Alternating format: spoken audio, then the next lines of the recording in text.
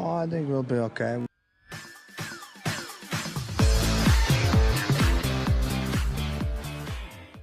What's going on, everybody? It's Aiden here once again, and welcome back to Rfactor 2 for another video. Now today it's a mod review, and it's of ASR's Ferrari F2007 0.1 beta, which is an open beta. You can download it yourself. You don't need to donate any money. You just go onto their site, hit download, put it into Rfactor 2, go and drive.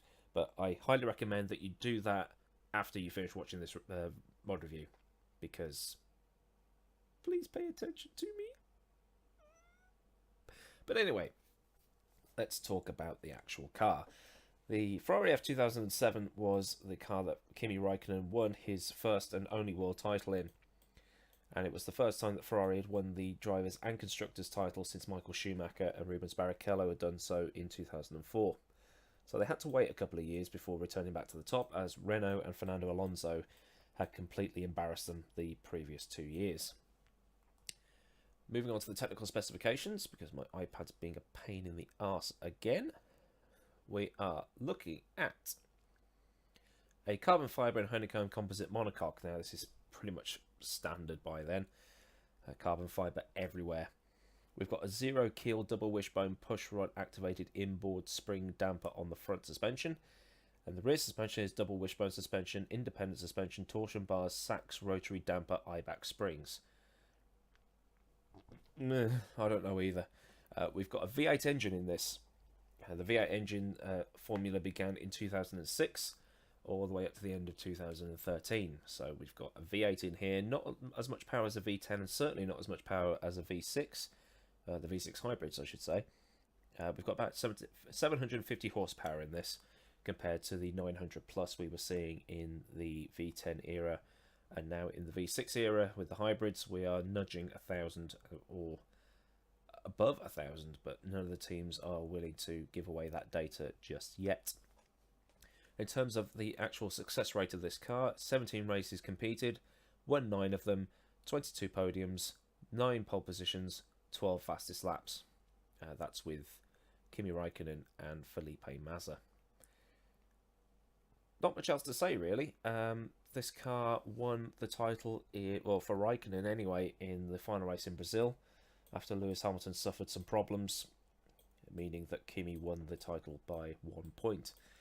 And also the season fraught with controversy, given that McLaren were accused of stealing data from Ferrari to better their own car, and had a $100 million fine, which I think is still the biggest fine in not just Formula 1 history, but sporting history as a whole. But, yeah, whether you think McLaren stole that data or Nigel Stepney put it in the hands of them is discussion for another day. So let's just talk about the model. Well, ASR have got a history of putting out really good quality models with their betas, and this is no exception. I mean, it looks very smooth. It looks very, very smooth. The colour, a little bit darker than normal that you'd associate with a Ferrari. I think if I click on 2007 livery here, there we go. Where was it? Ah, yeah. At the Monaco Grand Prix, Ferrari changed the colours of the cars from Marlboro light red to Rossa Corsa and kept it for the duration of the season. So we're looking at, I think here we're looking at post-Monaco, because the red is slightly darker than what we saw in the Ferrari F2004 video that I did in Assetto Corsa, which you can see here by clicking up in the top right. But looking at it overall, I mean, I'm just randomly clicking around so you can see everything. We're looking at a really decent model and even decent textures. I think some of the textures could be improved, but maybe it's because I've been playing a lot of Assetto Corsa lately and I'm used to how good the graphics are in that compared to Rfactor 2. I'm not saying Rfactor 2 is terrible. The graphics aren't as good, but hey, it's a sim. I'm more concerned with the actual physics of the cars. But even that, even that said, we've got the BBS wheels here. We've even got the barcodes, all the little details on the tyres. We've even got the white stripes from that year, which was mandatory because the FIA said to the teams, you've got to run, I think it was both sets of tyres during the Grand Prix weekend. So to differentiate between the two, they put this white stripe on them. And now obviously with the Pirelli tyres, they're colour coded. Got the full Marlboro text on the car, which was only used at Bahrain, Monaco, and China, because in every other country they raced in, the tobacco advertising was banned, particularly within the European Union. But enough about the car. Oh, hang on. Oh, that's a good shot there with that little with the camera. But that said, ASR as of yet have only released the livery for Kimi's car, so number 6, Kimi Räikkönen. So we're just going to take this up to Magny Cours in France and have a drive around and have some fun. So I will see you in a moment. Okay, so welcome to sunny Magny Cours. We're currently sat in the pit lane. Engine is off. We can see some men in red having some bants on the wall. Yeah, lads. But anyway, we're going to take this car out on its default setup, do some laps, and then we're going to see what kind of times we can do. We're on the soft tyres, as it can be seen here by the white stripe on the wheel. Now, looking inside the cockpit, we've got a massive steering wheel. We've got all the details there on the left-hand side of the thing. We've got you can even see Kimi's legs, and then we've got the FIA approved stamp and the Ferrari coach builders stamp. And we've also got the hood up because, as we can see, if we turn on the engine, we'll turn on the ignition and the starter motor, we have no indication of what gear we're in or what speed we're doing or any of that stuff, just our revs. So what's going to happen here is I'm going to turn the hood back on and let's do a few installation laps. Traction control's on. And I'll also point out when we get going, I'm using OBS to record my videos now, so I've had to rejig my sounds a bit. So if my sounds are a bit off, so if my mic's a lot louder than the car, let me know, and I'll try and get it fixed for the next one. So I'm just going to, not even using full throttle up here, just want to try and get some heat into the tyres, heat into the brakes. I have done a couple of installation laps just to get a feel for the car before recording, and I've had to jack the brake balance all the way forward because the rears just want to lock. So I think that might be an issue with the car's physics in the sim. And that rattling you can hear in the background, that's my lava lamp, so I do apologise that's coming through. Now, you can see all the FSR logos around the track, because I'm using the FSR Formula Sim Racing version of the track that they used in pre-season, and that downshift sounded like I was getting shot at. I'm using this version of the track because the version of Magny Cours that's on the Steam Workshop is bumpier than a teenager's face. It's horrific to drive a Formula 1 car around it. So I'm using this version because it's much smoother. And the real track is, apparently, Martin Brundle says, it's like a snooker table. And it's an absolute joy to drive because it's just so smooth. So it's smooth in the way that I imagine Anna Kendrick's face is smooth. That's not creepy at all, is it? Let me know if I'm being creepy. Still trying to find the brakes into the hairpin there.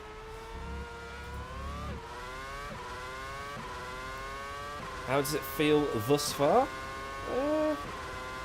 I'll let you know in a second. There is a bit of understeer, but that's to be expected because it's an ASR car. And ASR's cars tend to be quite understeered out of the box. I'm liking the light bloom on the dashboard. Rfactor 2's DX11 update has brought that in, so it's like a Assetto Corsa in that we've got that little bit of eye candy there. The HUD is wedge HUD. That can be got off the Steam Workshop. Still trying to find my braking. Oops. Let's try that again, shall we?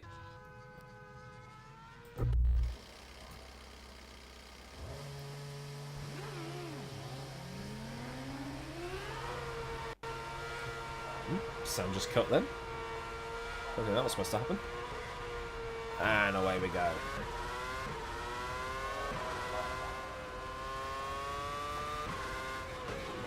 And completely off topic here, we're talking about things that are smooth.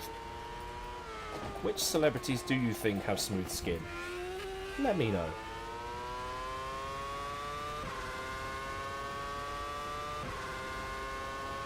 Awkward silence intensifies.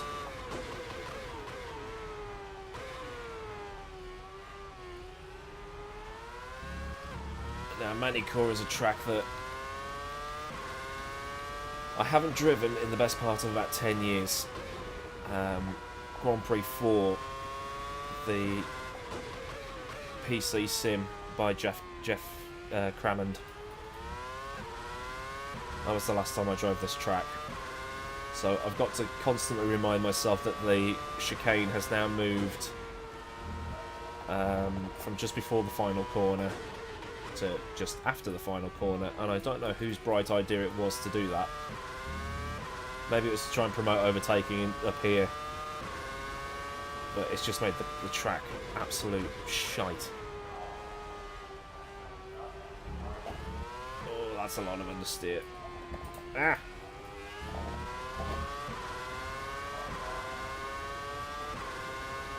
Like I said, FSR's version here, hence all the Thrustmaster logos. Oh, that's a lot of tyre smoke coming off my left front. Would you like to see F1 back at Magny Cours? Let me know in the comments. Personally, I don't think I would. I think it's another one of these glorified test tracks like Catalonia.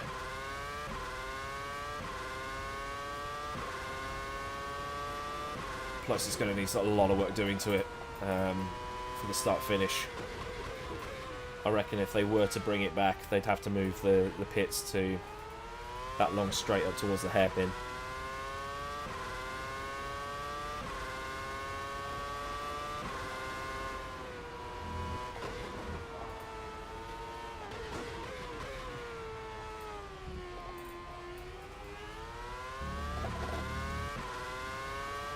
Alright, so we might actually get a time lap on the board this time.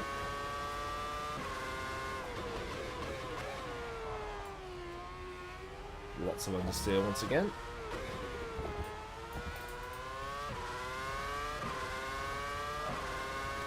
Minute 20.4. This is just a mod review, so I'm not looking for bloody hell.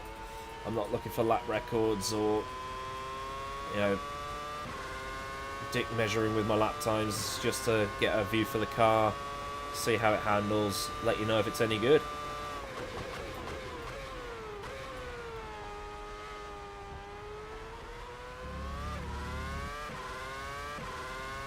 So like I said, a lot of understeer. The back end is it's quite grippy. I mean, I do have the traction control turned on to keep it realistic to how it was in 2007. Anyone that says that the cars are running traction control now is bullshitting and should not be taken seriously.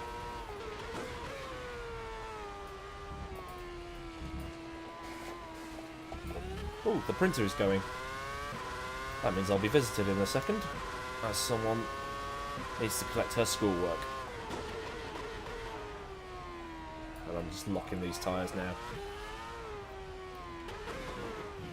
So, what's going to happen here is I'm going to pull here into the pits, park up, do some adjustments to the setup, and we will be back. So, join me after this short join me after the short advertisement break. Bye. A few moments later. Alright, welcome back. And some clouds have started to roll in.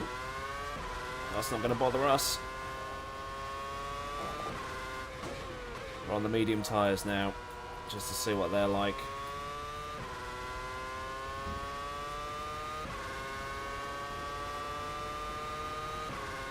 I do like the light bloom.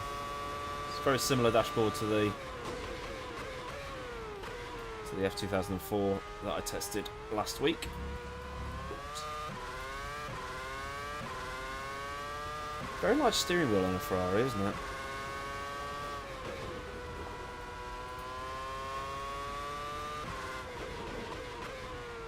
So what have I done to the setup?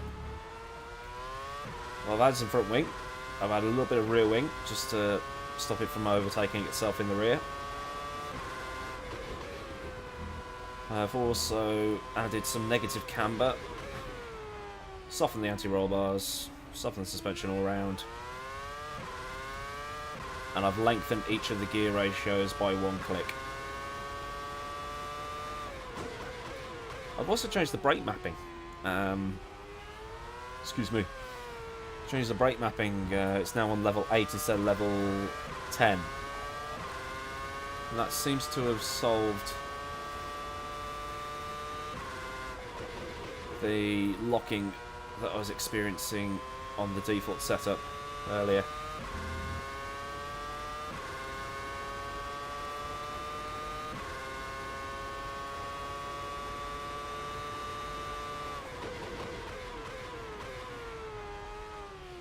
As the car's just being so much better on the brakes now.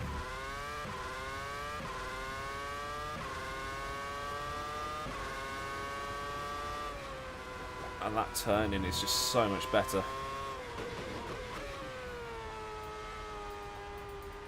Find the apex to that corner. Get on the power. Let the traction control do all its magic. So we're being immersive here.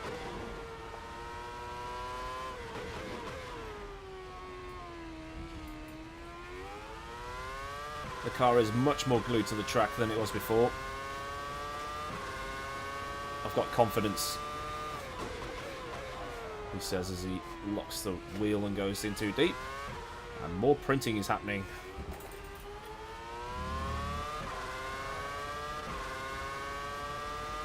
.5. The control tower frequency for San Francisco Airport. It is actually the control tower code for San Fran. Don't ask how I know that. So the setup hasn't really done anything for my lap times. Well, it has in a way, because I've just remembered that I'm running medium tyres. I was running the softs before, and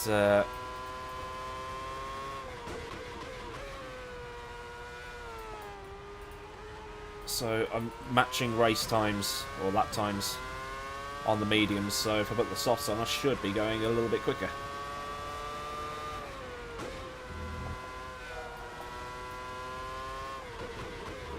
And lengthening those gear ratios has meant that I'm not running out of puff by the end of these straights. I don't know how the torque worked on the V8 engines. I know that the Ferrari V10s had all their torque at the sort of mid to top end, while the Renault engine that it was racing against had all its torque in the lower to mid. So the Renault was much faster out of corners. Well, that was a 1:19.7. We're going a lot quicker. Excelente. Well, not that time we're not. Stay off the grass, kids. I'm sure that the people who own the track appreciate me mowing the grass, but I've just got to keep it on the concrete. And that's just negating my lap. Excellent. So we'll stick some soft boots on.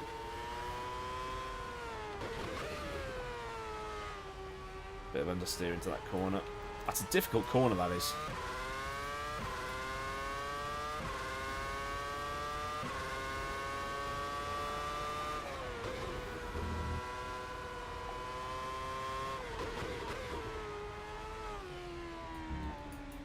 Help.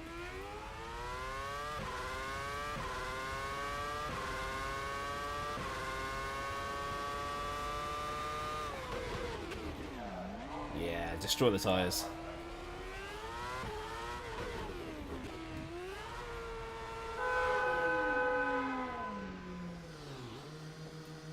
Alright, soft tyres are on.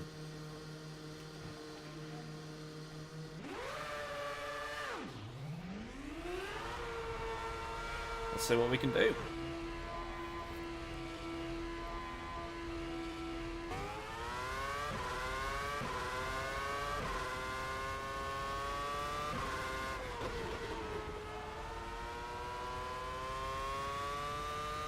Oh shit. Ah! Not quite up to temperature yet. Now, if Magny Cours was able to come back on the calendar, I think the pits should be there, where the where that straight is. Seems the most logical place to put it. But I don't think Magny Cours will ever come back. It's in the middle of nowhere. It's just a glorified test track, if you ask me. Much like Catalonia. Or the Circuit de Barcelona, or whatever it's called this week.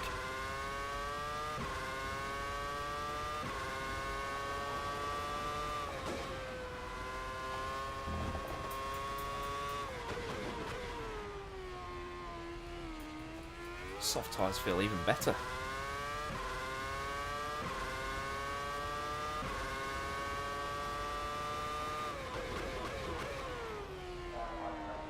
Oopsie daisy.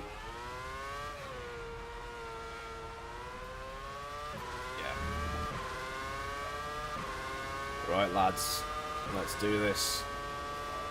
Why did I just call you all lads? I'm doing that's probably not going to beat my lap time. All that. There we go. Curse of the lads. I call you lads and I start driving like shit. Implying that I wasn't already driving like shit.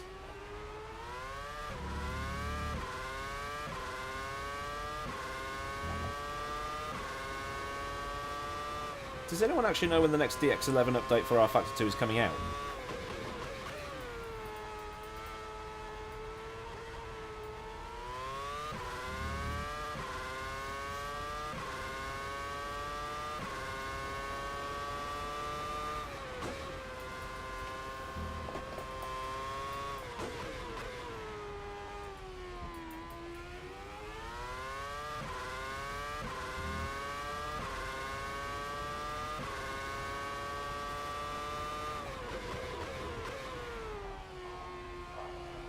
Shit.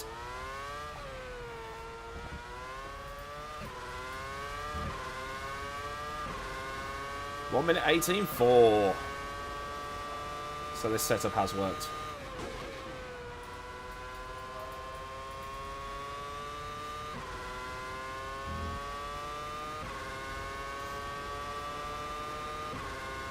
So I've got a lot more grip in the corners.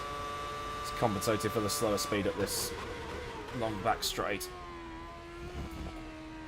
Ah, no, we're not going to beat the lap this time.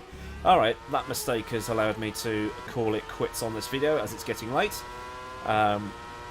If you enjoyed this video, please give it a like, and if you really enjoyed it, I would be very happy if you were to subscribe to my channel for future content like this.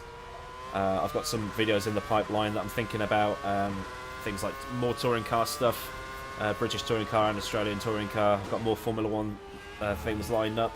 Maybe a couple of mini documentaries as well about the British motorsport industry and the science of Formula 1. So I'll try and get on those at some point, and if that's something that interests you, please subscribe.